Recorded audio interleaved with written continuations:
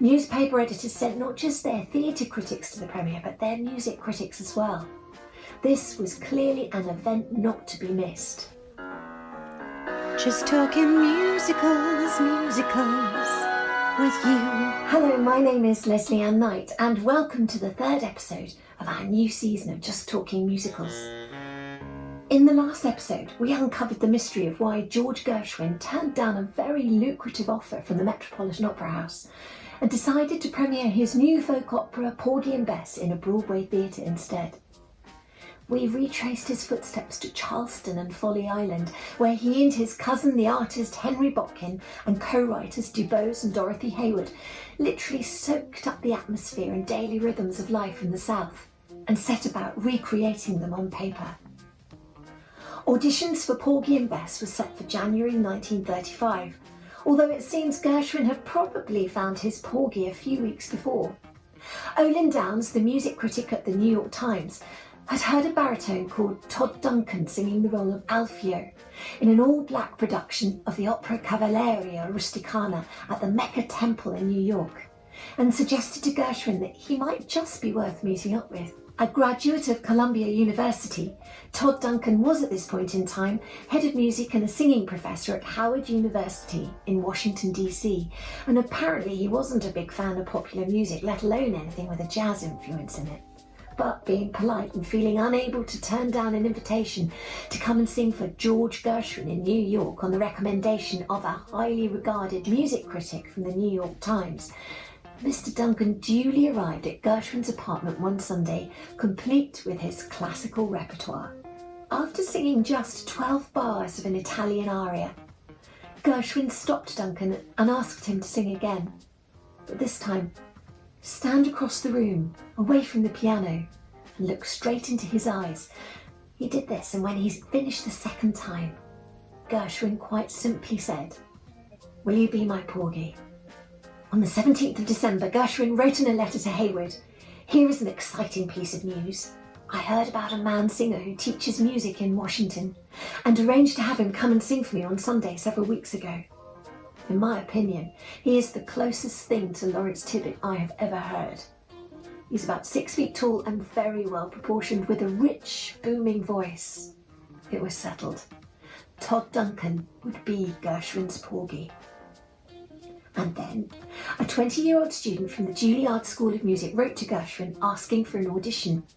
Her name was Anne Wiggins Brown, and she'd seen a notice in a New York newspaper that George Gershwin was interviewing singers, dancers and actors, both classically trained as well as jazz musicians, for the folk opera he was in the process of writing. It seems she also knew that Gershwin had turned down the Met's very lucrative offer, saying in an interview in 1995, he knew that the greatest success of his opera depended on being sung and acted by black people, and that would have been impossible at the racist Metropolitan Opera at that time. That very same evening, she wrote to Gershwin asking for an audition. Word was out that the Theatre Guild had commissioned the work and would also produce it. Ruben Mamoulian, who had directed the play of Porgy and who had also worked in Hollywood, was to direct, and Alex Smollins would be conducting. And so, just a few days later, Anne Wiggins Brown found herself standing in George Gershwin's apartment, and they got on immediately. Like Todd Duncan, Brown auditioned with pieces from her classical repertoire, a French aria by Massenet, German lieder and English translations of Russian songs, and she even threw in a Gershwin melody for good luck. And when she finished, he was full of praise. Then he looked at her and, much to her astonishment, asked her if she would sing a spiritual. Defensive at first, she put her reticence to one side and sang A City Called Heaven unaccompanied, recalling later, "When I finished, I knew that I had never sung it better, nor would I ever sing it better. Instead of the half hour I had expected to be there, I stayed nearly 2 hours." In that time, Gershwin played as much of Porgy Bess to her as had been written at that point, including Summertime. And she went on, "He sang all the parts himself, and then he asked me to sing Summertime. It was not a difficult melody, and it just rolled out of my throat, and he was very pleased. And then I went home." The casting of the two main leads was then followed by an equally exceptional lineup of talent, taking the remaining roles, with Ruby Elsie playing Serena, Edward Matthews playing Jake, and his wife Clara was to be sung by veteran vocalist Abby Mitchell. Concert singer Warren Coleman was set to play the evil Crown, and the wily drug dealer character Sportin' Life was to be played by the only non-musical member of the cast, a man called John W. Bubbles. Bubbles was one half of the famous vaudeville act Buck and Bubbles, and although his bad timekeeping, disregard for the musical score, and general womanising when members of the company caused no end of grief during the rehearsals and run, his performances on stage were said to be captivating. Casting had also been made easier thanks to DuBose Hayward's friend J. Rosamond Johnson, a composer, arranger and authority on black music. He also landed himself a role in the opera, playing the fraudulent lawyer Fraser. Robert Waxman's help was also invaluable from his association with Harold Arlen from the Cotton Club days, and he knew just who to talk to as they accumulated their phenomenal cast. Add to this members of the well-known Eva Jessie Choir with their assembled voices making up the residents of Catfish Row, all under the direction of Reuben Mamoulian. When rehearsals started in August 1935, Eva Jessie recalled how Gershwin would be present but quite unobtrusive as everyone was put through their paces. She remembered how he would sit, venting any tension by cracking and eating peanuts and generally keeping out of the way until he was asked to explain something or change something in the score. Above all else, he believed in his opera, that it represented his best work to date and that all would be well. With a Boston tryout set for September, friends and colleagues were invited to a full-scale run-through in Carnegie Hall before they left. After weeks of rehearsals, this was the first full orchestral rehearsal, and as the echoes of the last chord sounded in the hall, everyone realised they had tears in their eyes. And Todd Duncan turned to his Bess and said, "Do you realise, Anne, that we're making history?" And with that, they set off for Boston. 4 days after Gershwin's 37th birthday on September the 30th, 1935, Porgy and Bess opened in Boston at the Colonial Theatre for tryouts before opening on Broadway. The reviews in Boston were very promising indeed, with the New York Herald Tribune's critic announcing that Porgy and Bess is a notable achievement in a new field. J. Rosamond Johnson hailed Gershwin the Abraham Lincoln of Negro music. And one Boston audience showed just how much they liked it by delivering an unprecedented 15-minute standing ovation. So far, it was looking like a triumph. But then some members of the Theatre Guild started talking about cutting the 3-hour running time, saying it was excessive.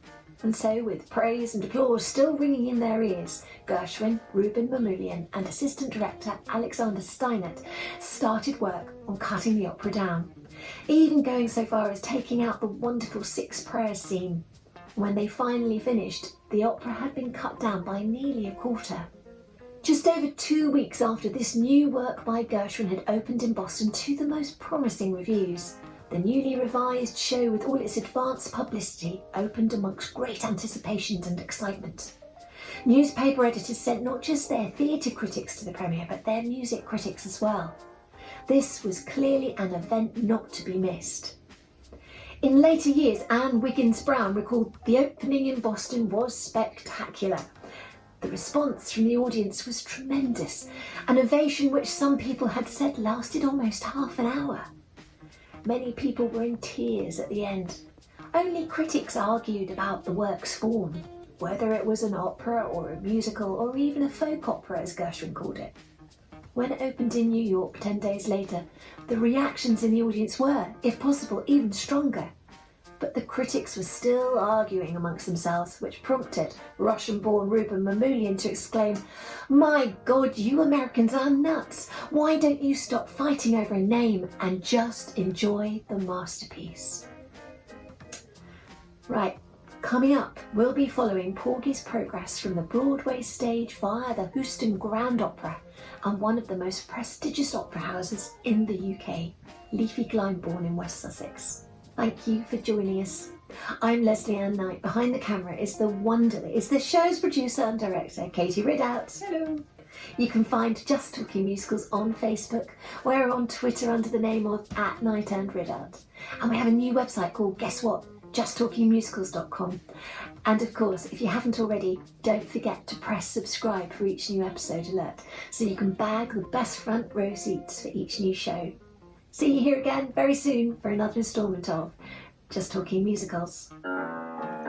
Just talking musicals, musicals with you. Bubbles was one half of the famous vaudeville act Buck and Bubble.